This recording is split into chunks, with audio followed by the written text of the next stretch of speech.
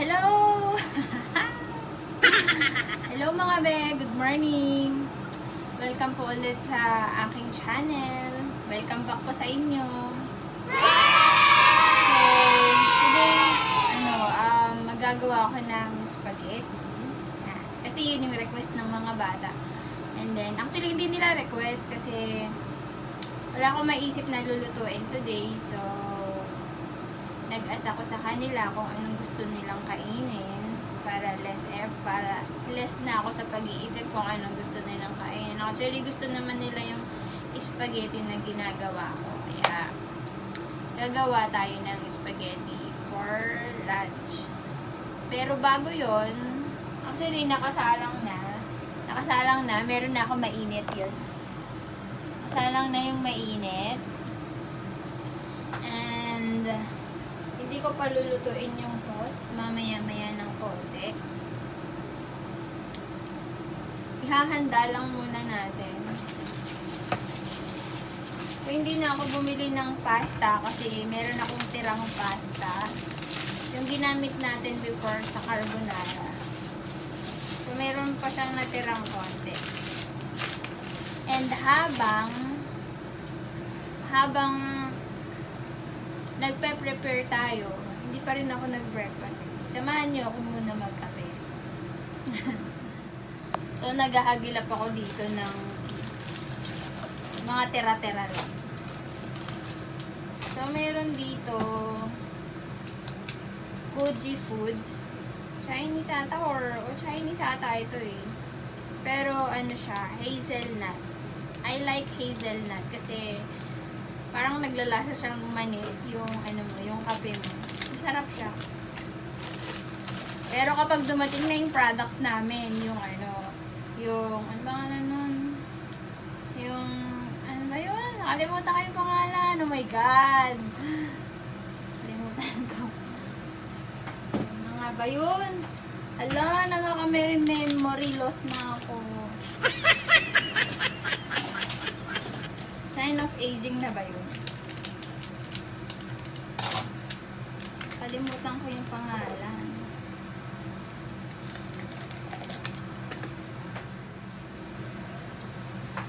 So, yan. Ready natin yung kape. Ang init, grabe. Ang init, tapos hindi talaga ako mabubuhay pag walang kape. Lagi mong hinahanap yung kape sa umaga. Sino mga katulad ko dyan na kumbaga parang hindi nagkape ng isang araw is kulang yung araw niya.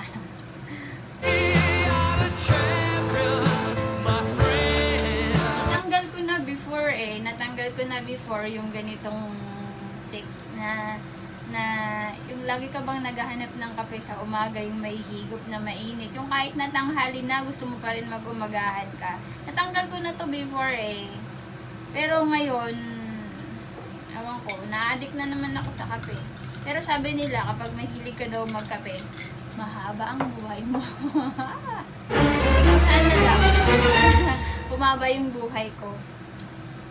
Kasi, mas masarap i-enjoy yung, kumbaga, lalo na pag secure ka, alam mong secure ka, yung meron ka nang inaasahan na nagagastusin mo, pagtanda mo.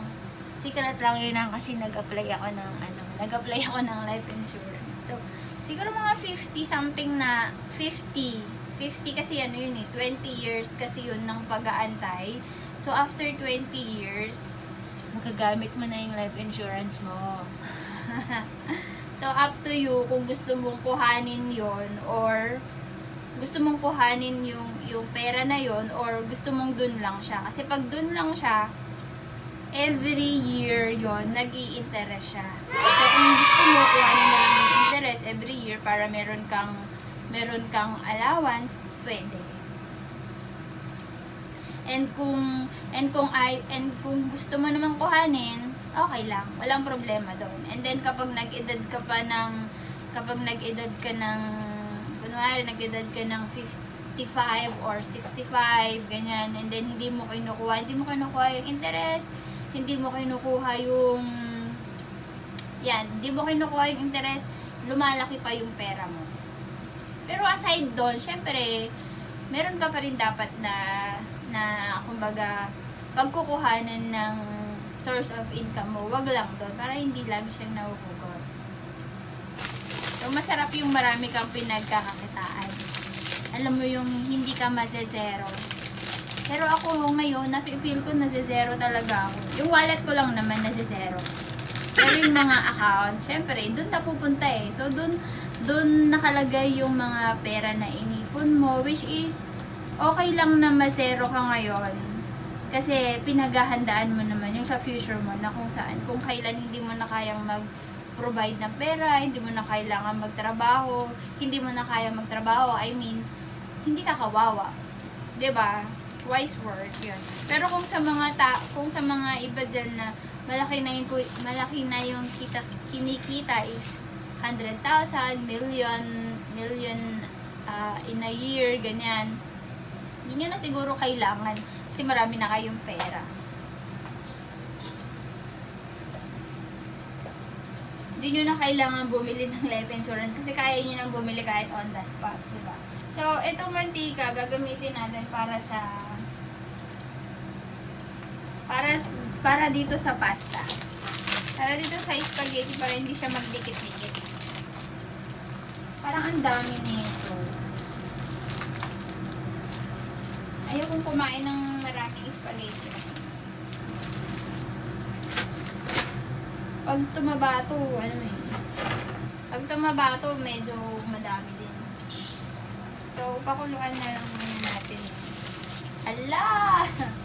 Yung niluto ko na breakfast ko, di ko pa nasisimulan.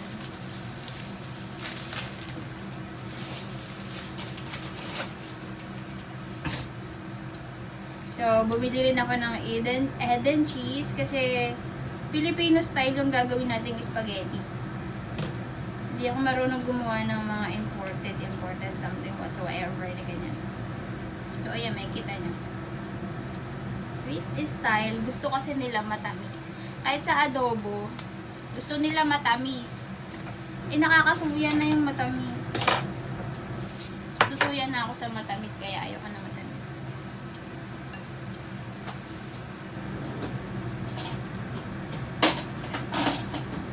Ang bilis kasing makasuya kapag matamis, di ba? May ketchup ba tayo dito? So, habang niluluto natin yun, sabayan natin ng kain kasi nagugutom na ako talaga.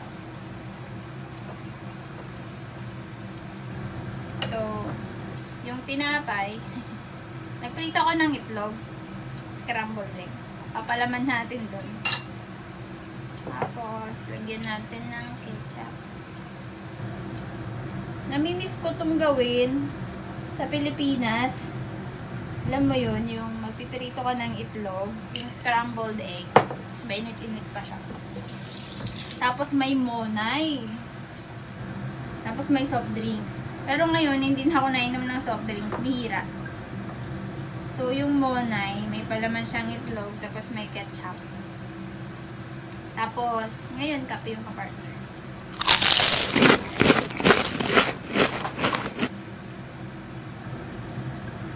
Tama na siguro yung isang tinapay para makain ko pa yung spaghetti mamaya.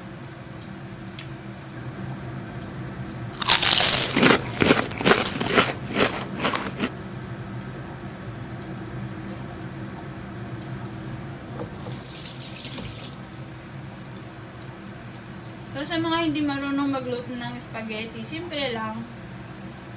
Simple lang po pagluto ng spaghetti. Kailangan mo lang munang pakuluan yung pasta hanggang sa lumambot siya. And then, yung para dun sa sauce, wala akong hotdog dito na kahit na anong ilalagay. Kasi, iba yung klase ng ano nila dito eh. Merong hotdog dito, pero sa Central pa yun mabibili malayo. Meron din silang sausage. Pero hindi masarap yung lasa pag ginalo siya dito.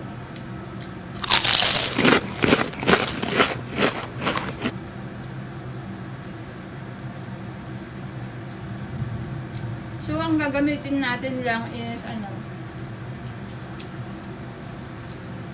and take note pala, mas masarap sa spaghetti kung yung tahog niya is yung karne ng baka, mas malinamnam siya. First time ko yung natikman nung high school ako. Way back 2001 or 2001 ata. Way back 2001, birthday ng friend ko. In-invite nila ako dun. In-invite niya kami sa bahay nila.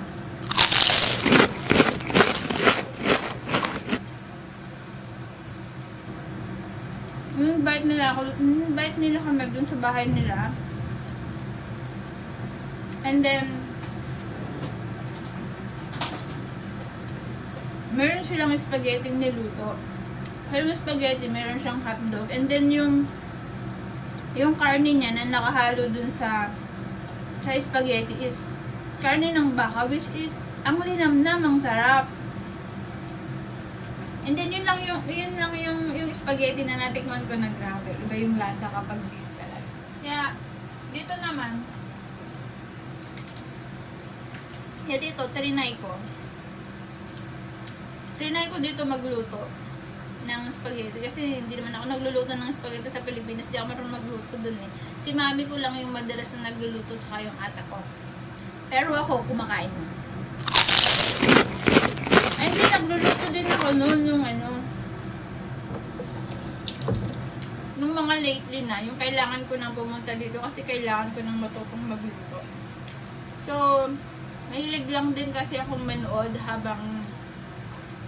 ng nagluluto habang nagluluto. Kunwari, mami ko, nagluluto siya. Mahilig lang akong panoorin kung paano yung mga procedure, paano yung ginagawa na gano'n. Then, gagawa na ako ng sarili kong version.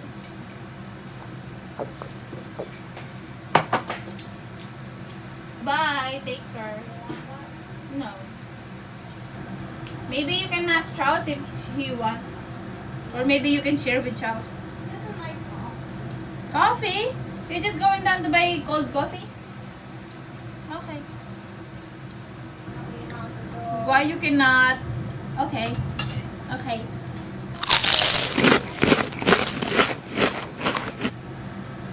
Gusto daw niya ng malamig na kape.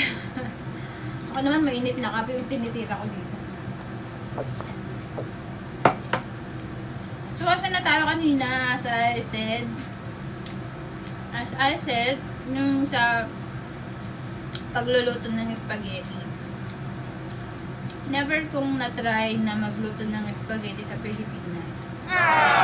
Pero dito, since lagi kang nag-iisip kung anong lulutuin mo, ipiprepare mo everyday. Kasi dito sila nagdi-dinner. Pag minsan yung mga bata, dahil walang pasok ngayon, meron akong lunch, dinner. So, kompleto. Pero ngayon, wala lang si among lalaki. Kaya, sige, gawin natin tong spaghetti.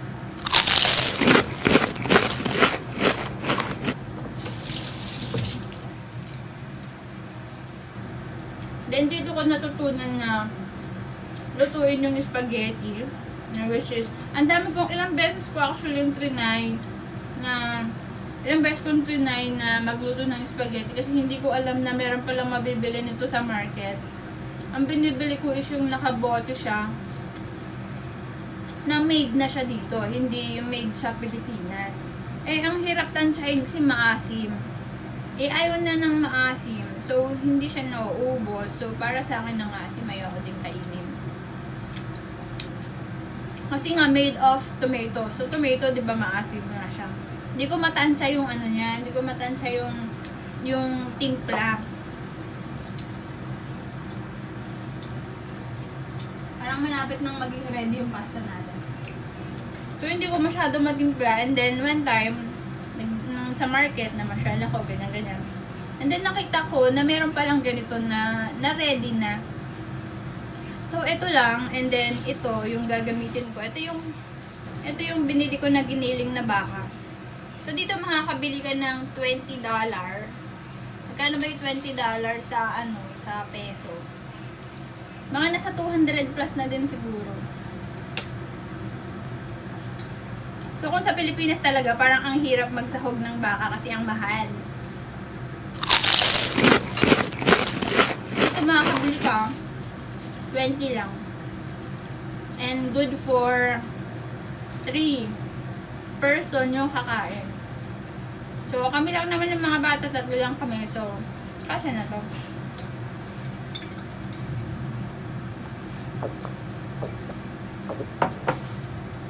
And alam nyo ba kapag piniprepare ko na siya, I mean, pagluto na, kasi ito yung ginagamit kong cheese. So, galing din sa Pilipinas. Meron dun eh. Meron mabibili dun sa market. Kapag ito, dinagdag ko dun sa ibabaw ng spaghetti nila. Sabi ng alaga ko, can I have some more of cheese? Ganyan, ganyan. So, itong isang buong cheese na to, mailalagay ko to lahat. So, 1/4, mahahati yan sa 3. Yung ano niyan, yung by portion niyan is para dun sa isa, para sa akin, saka para dun kay panganay. So, pang-minsanan lang din yung cheese. Ang init na.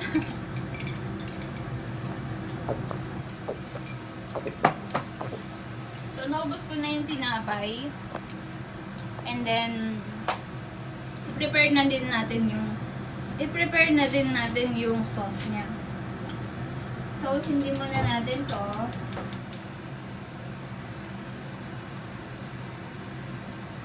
Lagyan natin ng konting mantika. Actually, hindi ko na siya ginigisa eh. Hindi ko na siya ginigisa. Kahit ito lang, okay na. Kasi nga mga bata, alam niyo kasi mga bata dito ayaw ng sibuyas, ayaw ng bawang. Ayaw nila kapag nakita nila dun sa sa ulam or nakita nila, tinatanggal nila. So okay lang kahit na hindi siya igisa.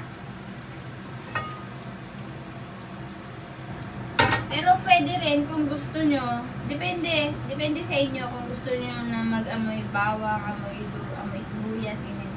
Depende sa inyo. Ako hindi na ako nag-prepare. So, hintayin lang natin siyang kaminit ng konti and then pwede na natin itong ilagay yung ground beef. Madali lang naman maluto yung ground beef kasi giniling siya. So, maliliit na madali lang yan may ano.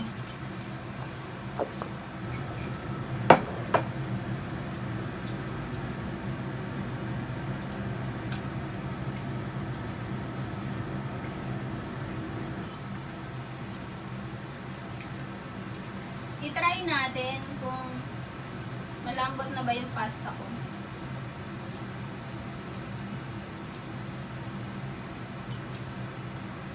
Ang hirap naman. Try natin kung okay na siya. Wow! Mainit.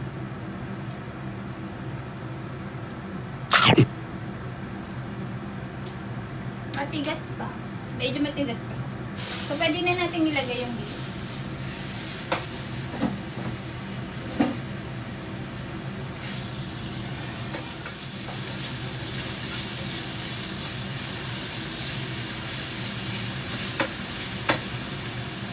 And then, lagyan natin siya ng white pepper. Wala tayong wala tayong crack. Mahal kasi yung mga pepper dito. Alam mo yung isang bote na ganito, yung ganyan. Isang bote ng karak. Ang mahal. Nasa 30 something. $30.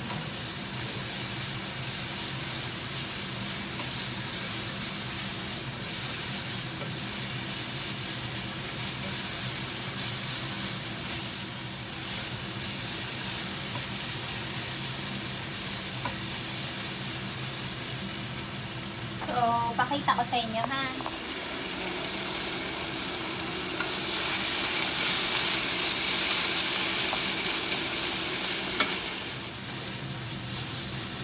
So, gaya ng sabi ko sa inyo, madali lang siyang maluto. Lagay na natin ito. Lagay na natin yung sauce.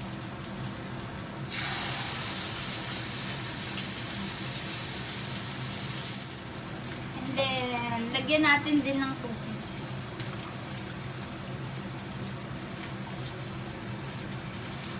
Siguro tama na yung isang ganito.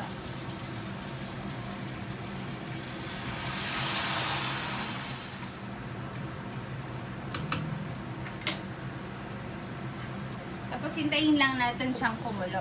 Pag kumulo na, tikman natin kung tama na ba yung lasa niya or kulang pa sa tamis. Kasi yun ang gusto nila, yung matamis talaga.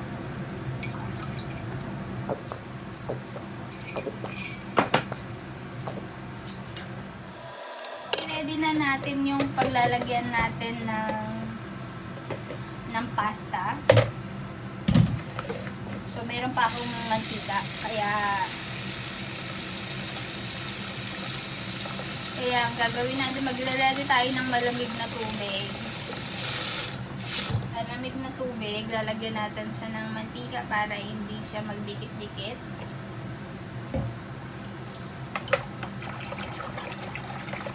Naalala ko nung kami nung ate ko, yung nagluluto siya ng spaghetti, parang margarine yung ginamit niya para hindi magdikit-dikit.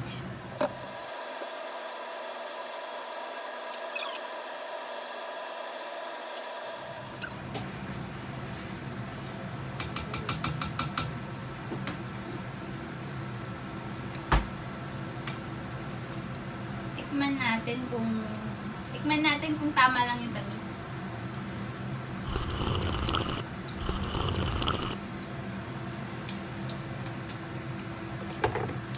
Dagan natin ang asukal.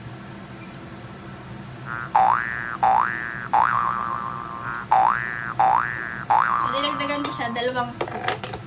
Tapos haluin ulit natin.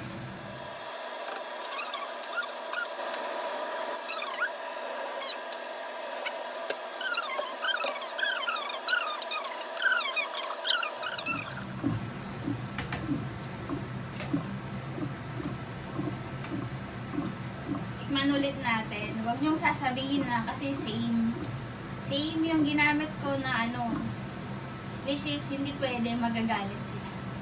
Pero hindi naman nila nakikita eh. So ayun. Kumagat na yung tamis niya. Let me show you. So okay na siya. Luto na. Hindi natin kailangan patuyuan. Patayin na natin.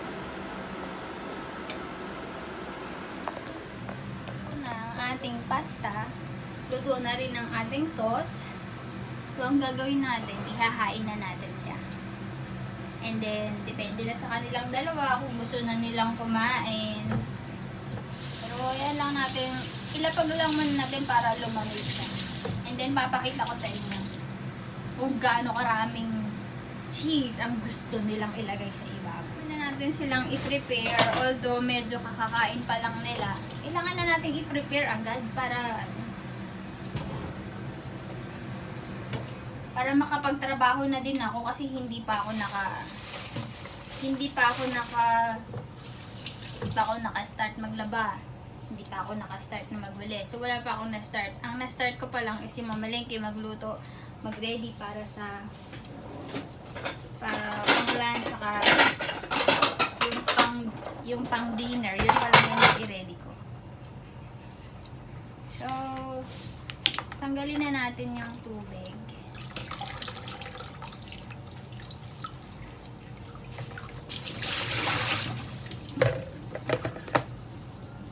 So guys, yan. Kita niyo. Yan yung pasta.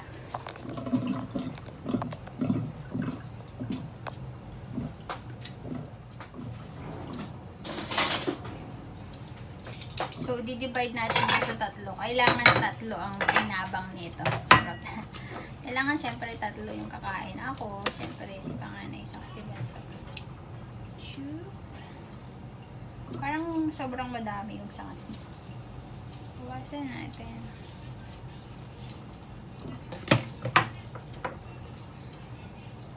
Sinong mahilig sa spaghetti dyan? Meron akong kakilala dyan eh. Yung X-Men. Sabi niya, paborito daw niya ang spaghetti. Sabi ko, bata lang, paborito ng spaghetti. Oo, iluto mo nga ako niyan. Luto mo ako niyan pag uwi ka, sabi niya. Paborito ko talaga yung spaghetti, sabi ko. Pero, di natin alam, magkikita ba kami or ano. So, lagay na natin yung sauce.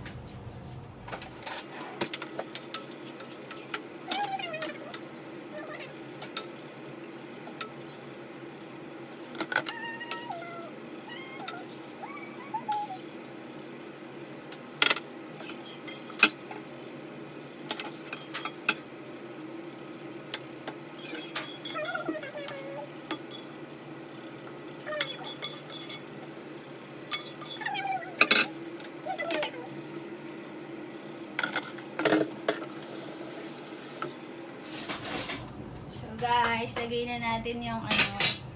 Ilagay na natin yung cheese.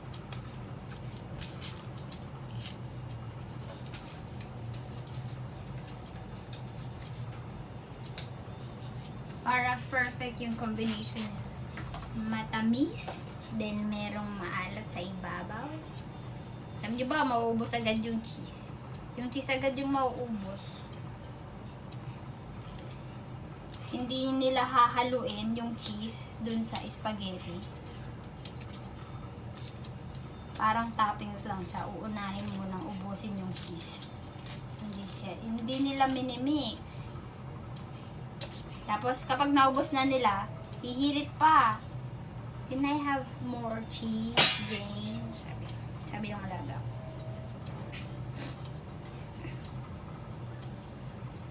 Kapag nailagay ko tong lahat, edi wala na.